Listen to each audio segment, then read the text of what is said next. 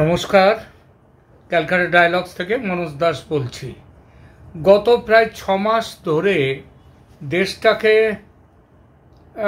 একেবারে মৌলবাদী ও সন্ত্রাসীদের স্বর্গরাজ্য করে দিয়ে মিয়া ইউনূস এই মুহূর্তে সুইজারল্যান্ডে।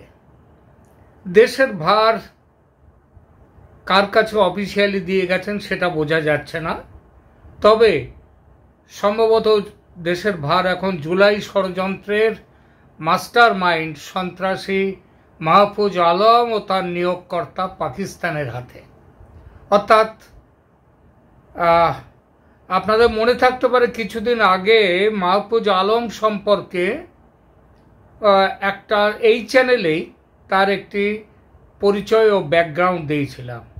সে যে আইএসআইয়ের একজন পুরনো রিক্রুট এবং আফগানিস্তানের রণাঙ্গন ফেরত তার বিবরণ দিয়েছিলাম। ইউনূস দাভোসের সম্মেলনে যাওয়ার পর সে এবং আসিফ নজরুল হচ্ছে বাংলাদেশের ডিফ্যাক্টো শাসনকর্তা, আর সবার ওপরে তো আছে পাকিস্তান। আর ইউনূসের গড় হাজিরের মধ্যেই বাংলাদেশ সফরে এসেছেন পাকিস্তানের গোয়েন্দা সংস্থা আইএসআই এর director general lieutenant general Mohammad Asim Malik. তিনি অবশ্য বেশিক্ষণ থাকেননি বাংলাদেশে, দেখা করে খুব দ্রুত দু একটি বৈঠক সেরে ও প্রয়োজনীয় নির্দেশ দিয়ে যে বিমানে এসেছিলেন সেই বিমানেই ফিরে চলে যান। তার সঙ্গে আছেন যে একঝাঁক উচ্চপদস্থ আইএসআই কর্তা, তারা অবশ্য রয়ে গেছেন, যা তাদের মধ্যে আছেন ব্রিগেডিয়ার আলাম আমির আওয়ান, ব্রিগেডিয়ার মোহাম্মদ উসমান জাতিফ প্রভৃতি। তারা দুবাই ঘুরে এমিরেটস ফ্লাইট নম্বর EK586 ধরে ঢাকায় এসেছেন গত পরশু 21শে জানুয়ারি। এতই গোপন ও চোরের মতো এই আশা যে ঢাকার বিমানবন্দর জনশূন্য করে দিতে হয় যাতে তাদের আসার খবর ফাঁস না হয়, এবং সেটা করার উদ্দেশ্যে বিমানবন্দরে বোমাতঙ্ক অর্থাৎ বোমা লুকিয়ে রাখা আছে এই আতঙ্ক ছড়িয়ে দিয়েছিল কর্তৃপক্ষ। এবং বিমান থেকে অত্যন্ত সংগোপনে এই আইএসআই কর্তাদের সেনা মালিকানায় চালিত ঢাকার একটি 5 তারা হোটেলে নিয়ে যাওয়া হয়। ঢাকার সেনা কর্তৃপক্ষ ডিজিএফআই বা ডাইরেক্টর জেনারেল অফ ফোর্সেস ইন্টেলিজেন্সের প্রধান মোহাম্মদ ফাইজুর রহমান, তার তত্ত্বাবধানে পুরো এই আলোচনা পর্ব চলে। তাদেরকে এখানে স্বাগত জানানো সেসবই এই ফাইজুর রহমানের তত্ত্বাবধানে চলে।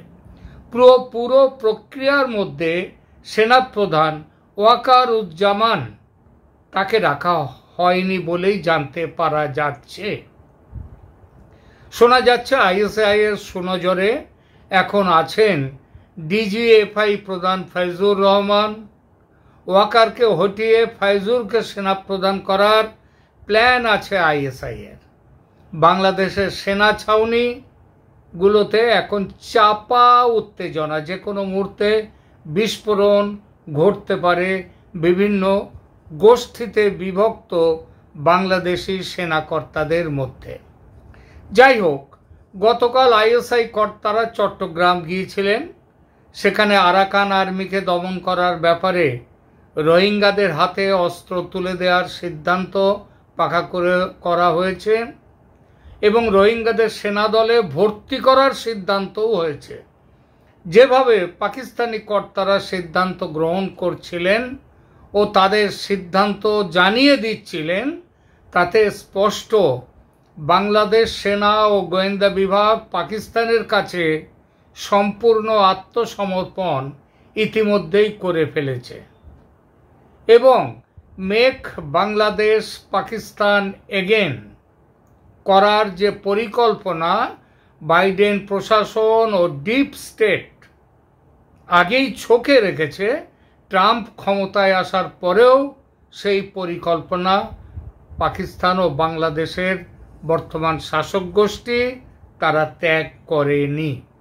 বলা বাহুল্য, এই পরিকল্পনার মূল লক্ষ্য ভারতকে চাপে রাখা, ভারতের মধ্যে সন্ত্রাসবাদকে ছড়িয়ে দিয়ে ভারতকে টুকরো টুকরো করা এবং ভারতের অগ্রগতিকে থামিয়ে দিয়ে ডেমোক্র্যাটদের যে বাম ও ইসলামিক তত্ত্ব আছে, ডেমোক্র্যাটদের প্রিয় বিষয়, সেই তত্ত্বের পুনঃপ্রতিষ্ঠা করা। মনে রাখবেন, ইউনূস ক্ষমতা গ্রহণের দিনেই উত্তর পূর্ব ভারতকে বিচ্ছিন্ন করার হুমকি এজন্যই দিয়েছিলেন এবং মাহফুজ আলম এই ফন্দি মাথায় রেখে নতুন মানচিত্র দিয়েছিলেন তার ফেসবুক পোস্টে কয়েকদিন আগে। ঠিক মোক্ষম সময়ে ইউনূসকে বাংলাদেশ থেকে সরিয়ে ডোভাসে নিয়ে যাওয়াটাও ডিপ স্টেটের পরিকল্পনা মাফিক করা হয়েছে, যাতে ইউনূসকে কিছুটা নিষ্পাপ, কিছুটা অপাপবিদ্ধ এটা দেখানো যায়। অবশ্য আইএসআই কর্তারা যা আসবেন সেটা ইউনূস ভালোভাবেই জানতেন। কয়েকদিন আগে ইউনূস যখন বহাল তবিয়তে বাংলাদেশে, তখন বাংলাদেশ আর্মির আর্মড ফোর্সেস ডিভিশনের principal staff officer lieutenant general Kamarul হাসানের নেতৃত্বে একদল সেনা অফিসার রাওয়ালপিন্ডি যান। ইউনূসের অজান্তে এসব হয়েছে, মেনে নেওয়া যায় না।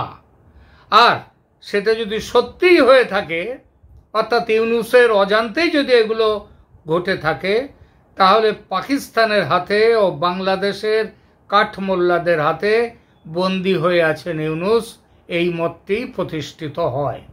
মনে রাখতে হবে, সেই সফরও হয়েছিল চোরের মতো। এই যে বাংলাদেশের যে সেনাকর্তা গিয়েছিলেন রাওয়ালপিন্ডিতে, সেইটাও ছিল চোরের মতো, অত্যন্ত গোপনে।